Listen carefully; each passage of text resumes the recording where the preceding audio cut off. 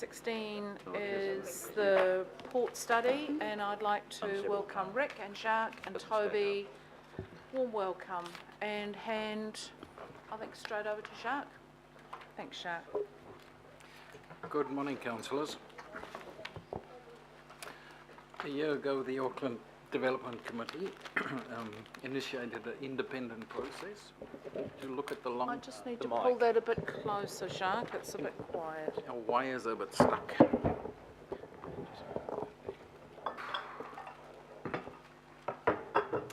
So a year ago, this committee initiated a process to look at the long-term future of the port.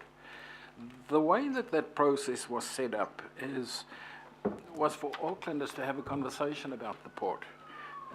And once they've had that conversation, to recommend back to the council the best way forward in the long term. And I think there are two things that are important to note about the process that we've just been through. There was no political involvement in the process. That was a decision made by this committee. And also, council did not decide who the people are or should be that should have this conversation. The people that had the conversation chose themselves from amongst themselves. And so it was not something set up by the council. The purpose of the study was to look at the long-term needs of Auckland in terms of freight and in terms of the cruise industry. So it was not to look at the short-term issues, it was not to address immediate constraints or issues that we have, it was focused on the long term. So that was the purpose of the study. There are other processes that deal with the short-term issues. This was not it. Just to note that the study was delivered on time and under budget. And what we are doing today, we are bringing to you the recommendations of the consensus working group.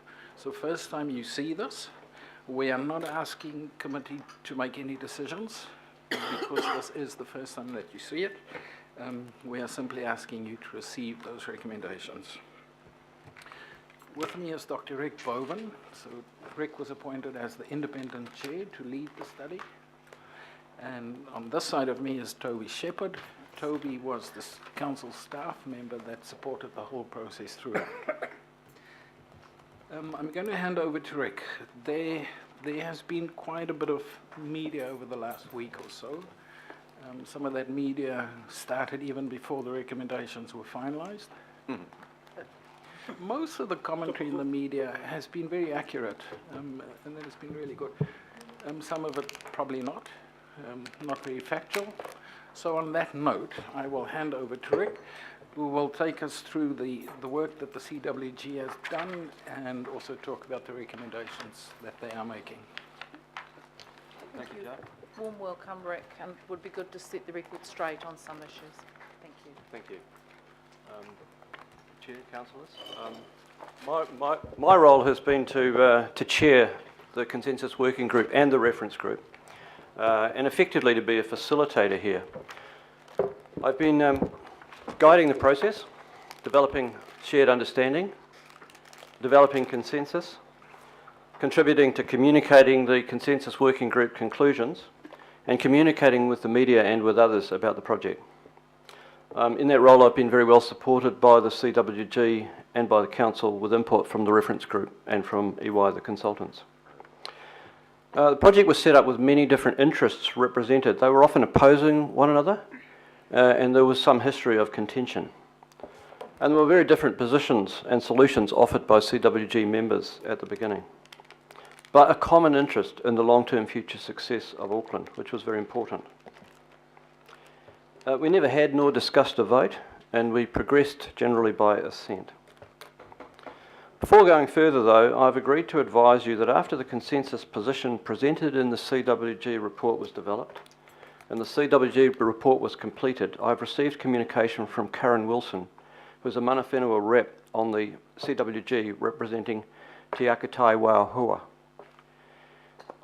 Karen's position is that the EY report and the CWG report is not taken into consideration mana whenua values, principles and other matters that are crucial, including the ownership of the Waitemata and the Manukau harbours, co-governance arrangements, and the impact of impending settlement claims.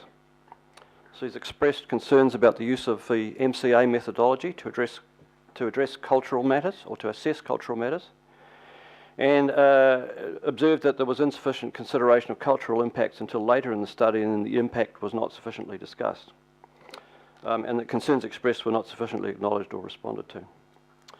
I note that I've not received any indications of similar concerns by other mana whenua representatives. There were several layers of process included to understand mana whenua perspectives and views, and that the Port Future Study design did not allow for consultation processes. Consequently, Karen has asked me to advise you that she withdraws her support from the recommendations. So on to the Port Future Study. It was designed by the Council, a long-term future, more than 50 years, and that means there are fundamental uncertainties to be addressed.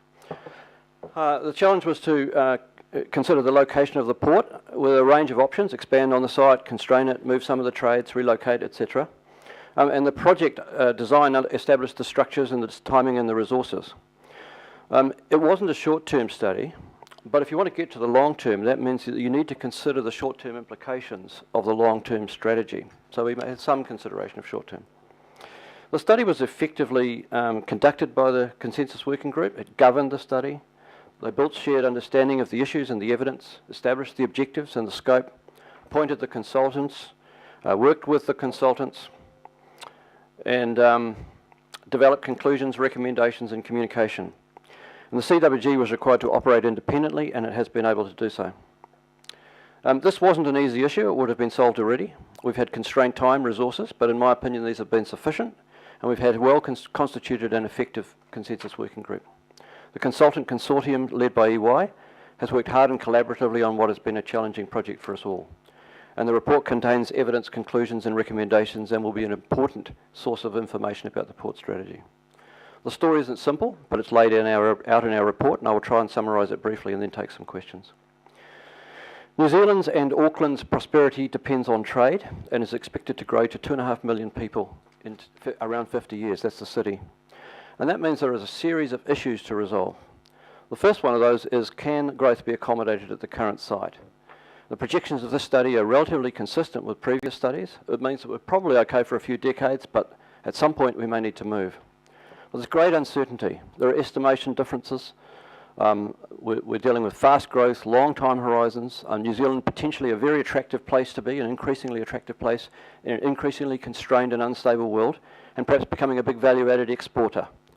There are also possible future technologies, meaning that we could handle growth at the current site. There's potential for dematerialisation of the economy, global disruption, 3D printing, etc., that might reduce the demand for capacity. So in response to all of that, we've made our first recommendation, which is that we should create an alternative port location option. If we need an option but we don't have one, then that would be very expensive in the future. If we create an option, that will imply costs and difficulties in the short term, but then we're ready and prepared for the long term. Second issue is, where should that option be? Before doing that, I have to explain 4 things. First of all, the consultant has advised us that in the long term, neither Port of Tauranga nor Northport have capacity potential to accommodate their own volume growth and Auckland's growth too.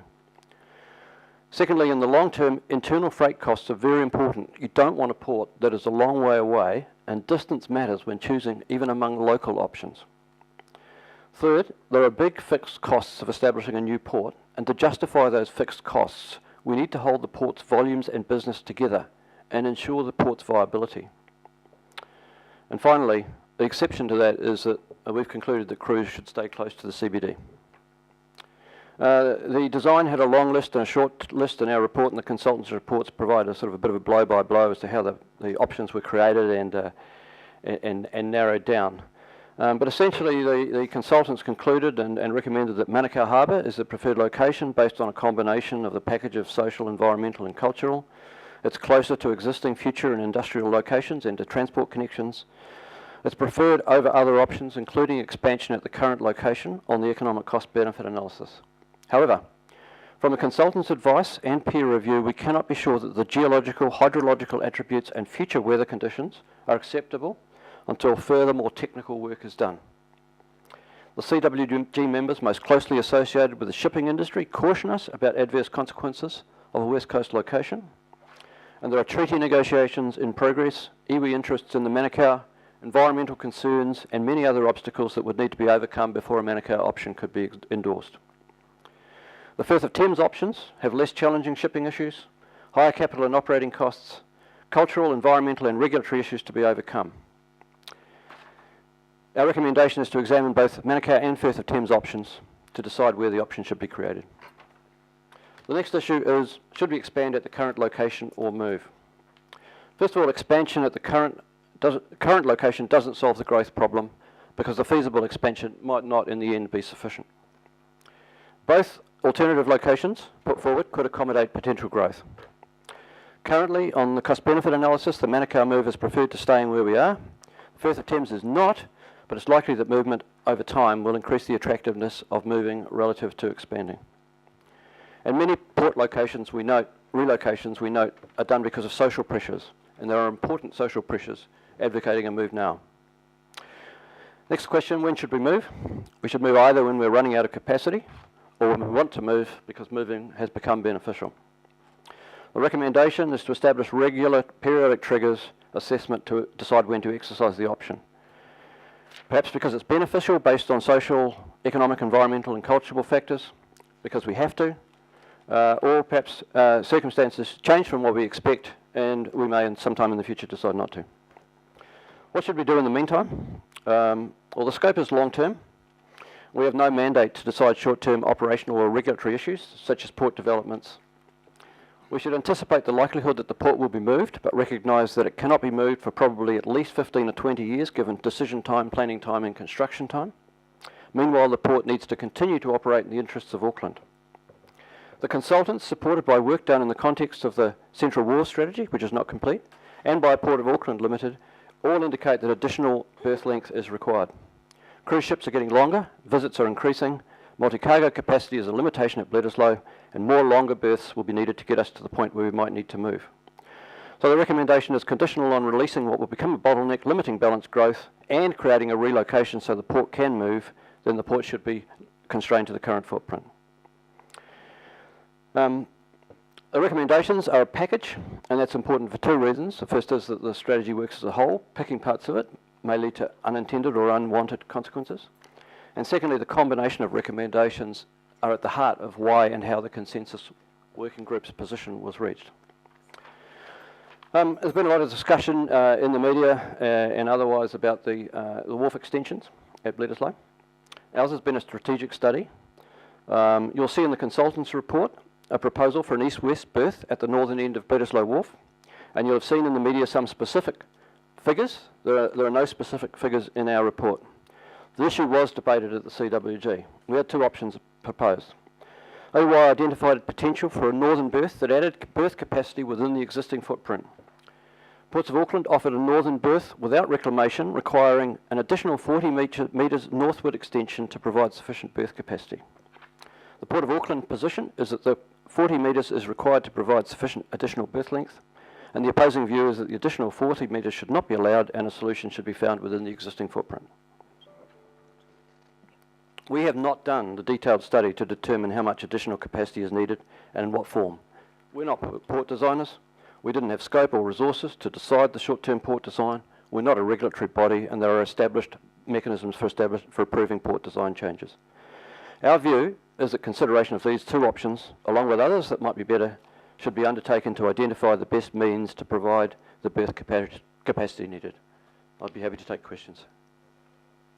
Thank you, Rick. Now, just noted, Councillor Darby and the Mayor have got some recommendations they wish to move and second, so we'll just signal those. Also, I want to draw members' attention to the fact that we've all been receiving various bits and pieces of correspondence. Just to make sure that people have checked their emails, there was the correspondence from part of the CWG group. There was correspondence from, I can't remember who, there was 3 separate bits of Chamber of correspondence Commerce. that's been circulated, and I also had a letter from Northport, which I'm happy to circulate.